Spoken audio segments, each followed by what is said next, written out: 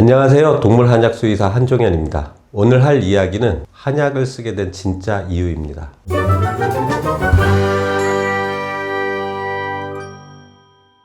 요번 이야기는 홍보 영상도 아니고 아니면 이걸 뭘 잘 보이려고 동물한약을 잘 보이려고 하는 것도 아니고 그냥 저의 이야기를 한번 풀어 나가려고 합니다. 한약을 처음 접할 때 저는 한약을 알지는 못했어요. 두 번째, 한약을 알지 못하니까 불안 아니면 모름에 대한 부정적인 생각을 많이 가지고 있었습니다. 또한 내가 공부를 했을 때 거의 양방학적인 부분을 학교에서 배우고 나오고 거기서 동물병원에 들어가고 치료를 하고 치료에서 더 깊이를 알기 위해서 대학원까지 가고 공부를 했는데 그래서 한약을 접했을 때 이 한약 자체를 아예 생각을 안 했던 것 같아요. 동물병원에서 이제 진료를 하면서 우리가 이제 배웠던 진료라든지 아니면 경험이라든지 이것을 바탕으로 해서 우리들은 교과서를 바탕으로 해서 이 부분을 치료를 하게 됩니다. 근데 치료를 교과서대로 치료를 하면 참 좋아질 것 같은데 이상하게 치료에 대한 반응들이 너무나 다양했어요. 같은 병인데 어떤 약을 먹으면 쉽게 잘 낫는 애들도 있고 어떤 애들은 그 약에 대해서 불편한 표현을 하는 경우가 있고 그래서 이제 보호자분들이 이야기를 해요. 왜 이 병인데 이렇게 치료를 했는데 왜 이렇게 되죠? 어떤 약을 먹었는데 설사를 하고 구토를 하고 그러면 참 난감하죠. 솔직히 왜 그럴까 그런 부분을 생각을 하면서 공부를 계속 파고들었던 것 같아요. 교과서대로 했는데 치료에 대한 반응들은 너무나 달랐습니다. 강아지들도 너무나 달랐습니다.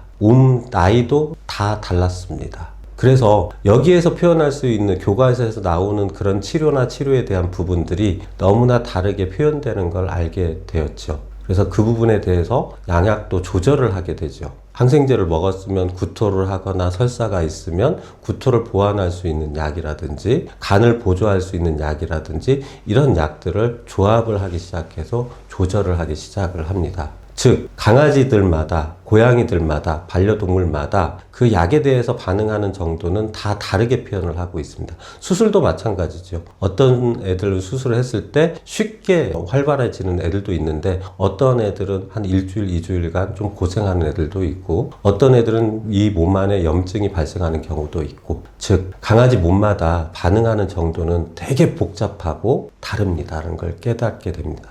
한의학을 공부하게 된 계기는 조금 긴데요. 좀 시간을 거슬러 올라가면 한의학을 처음 접했을 때 지금은 이제 서울대에 계시는 교수님이 계시는데 동물병원에서 세미나를 한번 열게 됐어요. 세미나를 열게 됐는데 그때 이제 침이라는 것도 배우고 한약이라는 것도 처음 배웠는데 그때는 억지로 배우게 됐죠. 저랑 같이 일하시는 사부 원장님께서 해야 되니까 한번 해봐라 하기 시작을 했거든요. 그때 생각은 그랬어요. 과연 이게 맞을까? 그래서 참 그 시기에 그냥 지나갔던 그 세미나였습니다. 두 번째 해 들었을 때 2003년도에 강아지 하나가 빈혈이 왔는데 수혈을 한 3번씩이나 했어요. 3번씩이나 했는데 빈혈이 계속 되는 거예요.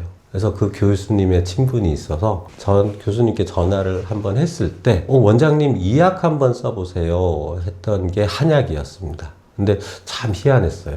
한약을 썼는데 조금씩 개선이 되는 모습을 보이고 애가 좀 밝아지는 모습을 보였습니다. 모르는데 좋아진 걸 보니까 참 이게 매력적인 학문이다 라는 생각이 들었던 것 같아요. 그렇게 시작을 했습니다. 그 우여곡절 끝에 많은 한약을 써봤는데 실패한 경우도 있고 좋아지는 경우도 있고 그런 부분들을 많은 경험을 하게 되고 두 번째 거기에 대해서 공부를 하기 시작을 하죠. 그렇게 해서 벌써 20년이란 세월이 지났습니다. 지금은 경험이랑 지식이 축적이 되면서 양약이랑 한약의 조화로움을 좀 알게 된 것 같아요. 그래서 이 약이랑 섞었을 때 거기에 대한 시너지도 있고 이런 것들을 좀 많이 알게 된 것 같아요. 계속 공부는 해야 되겠지만요. 그리고 아이들에 대한 반응도 많이 달랐어요. 왜냐하면 치우쳐져 있는 몸을 여러 가지 생약들을 합해서 그 부분에 조금씩 맞춰가는 그런 부분의 재미인데 그 재미는 치료의 재미예요.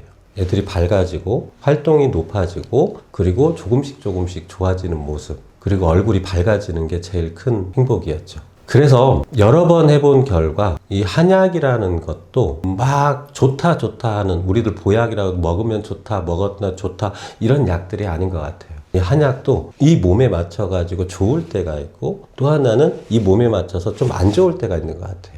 참 좋은 거는 그걸 파악할 수 있는 검사 체계를 수의사들은 가지고 있다는 거죠. 그 부분에 대한 부작용이나 이런 부분을 알고 있어서 그 부분에 대한 부분에 축적이 되면 될수록 더 좋은 효과를 발휘하는 것 같습니다. 그래서 이 한약이라는 것은 어떤 부분에 대한 전체적인 치료를 해서 더 좋은 점을 발견하는 그런 부분이 아니고, 지금 치료하는 과정 중에 아주 또 치료의 한 도구로서 쓰일 수 있구나, 그런 생각을 많이 합니다. 그래서 이 한약은 아무 때나 쓰지 않습니다. 정확하게 반려동물의 몸에 대한 상태를 정확하게 파악을 해야 되고요. 그 얘기를 보호자한테 정확하게 들어야 되고, 그리고 그 부분에 맞춰가지고 정말로 거기에 매칭되는 한약을 써야 된다는 거죠. 그리고 약을 썼을 때 이 부분이 잘 듣는지 안 듣는지 2, 3일 안에 우리들은 확인을 해야 되겠죠. 몸 상태가 좋아지는지 안 좋아지는지, 그리고 약을 오랫동안 먹었을 때는 주기적인 검사나 이런 부분들이 필요하겠죠. 확신이 있을 때 써야 됩니다.